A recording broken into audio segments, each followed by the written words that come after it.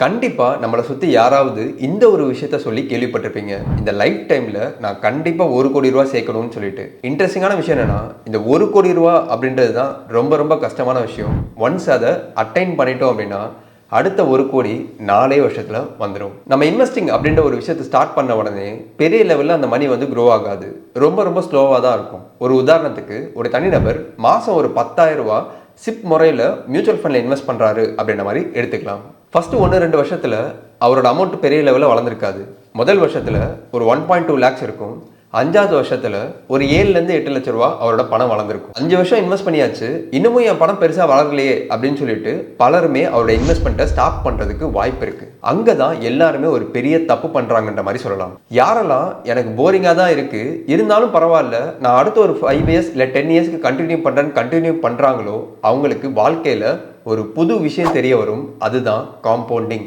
யாரெல்லாம் இன்வெஸ்டிங்ல ஒரு 7லேருந்து 8 வருஷத்தை தாண்டுறாங்களோ அவங்களுக்கு கண்டிப்பா இந்த ஒரு காம்பவுண்டிங் ஒர்க் ஆகுறது தெரிஞ்சிருக்கும். எதனால அப்படின்னா, 5வது வருஷம் தாண்டி 10வது வருஷத்துல யார் வந்து போறாங்களோ அவங்களோட அமௌண்ட் 10வது வருஷத்துல 25 லட்சம் ரூபாயா இருக்கும். ஒரு தனிநபர் வெறும் 10,000 ரூபாய் மட்டும் இன்வெஸ்ட் பண்ணிட்டு இருக்காரு. அசியும் அவர் இன்வெஸ்ட் பண்ணிருக்கக்கூடிய மியூச்சுவல் ஃபண்ட்ல அவருக்கு 12% அளவுக்கு ரிட்டர்ன் கிடைச்சிக்கிட்டு இருக்கு. 10வது வருஷத்தை தாண்டி தொடர்ந்து அவர் வரும்போது ஒரு சில வருஷங்கள் கழிச்சு அவர்கிட்ட 50-60 லட்ச ரூபா அப்படின்ற மாதிரி அமௌண்ட் இருக்கும்.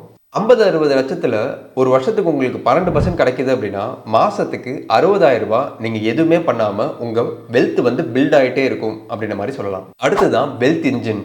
அதாவது ஒன்ஸ் அந்த தனிநபர் 20 வருஷத்துல 1,00,00,000 ரூபாய் ரீச் ஆயிட்டாரு அப்படின்னா அதுல இருந்து அவருக்கு 12% ரிட்டர்ன் கிடைக்குதுன்னா ஒரு மாசத்துக்கு 1 லட்ச ரூபாய் அவரோட வெல்த் அவருக்கு ரிட்டர்ன் கொடுத்துக்கிட்டே வந்து இருக்கு. ஸோ 20 வருஷம் கழிச்சு தான் ஒரு தனிநபர் 1,00,00,000 ரூபாய் எடுத்திருக்காரு. ஆனா அது 20 வருஷம் வரையும் நான் வெயிட் பண்ணணுமா அப்படின்னு நீங்க யோசிச்சீங்கன்னா எஸ், இந்த ஒரு பாயிண்ட் இருக்கு இல்லையா, அதுதான் கஷ்டமான ஒரு விஷயம் அப்படின்ற மாதிரி சொல்றாங்க. யார் 20 வருஷம் வரையும் பொறுமையா அந்த இன்வெஸ்ட்மெண்ட்டை கன்சிஸ்டன்டா பண்ணிட்டு வராங்களோ அவங்களுக்கு தான் இந்த ஒரு ரிவார்ட் கிடைக்க வாய்ப்பு இருக்கு. ஸோ இதனால தான் ஃபர்ஸ்ட் 1 crore அப்படின்றது ரொம்ப ரொம்ப கஷ்டமான ஒரு விஷயம் அப்படின்ற மாதிரி சொல்றாங்க.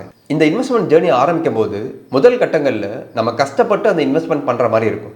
ஆனால் ஒரு காலகட்டத்தில், அதாவது ஒரு 15-20 வருஷம் தள்ளி அந்த ஒரு இன்வெஸ்ட்மெண்ட்டு பயங்கரமாக உழைச்சி உங்களுக்கு மாதம் மாதம் ரிட்டர்ன் தரதை நம்மளால் பார்க்க முடியும். அப்போனா இந்த இடத்துல நான் ஒரு இன்வெஸ்டராக என்ன பண்ணணும்?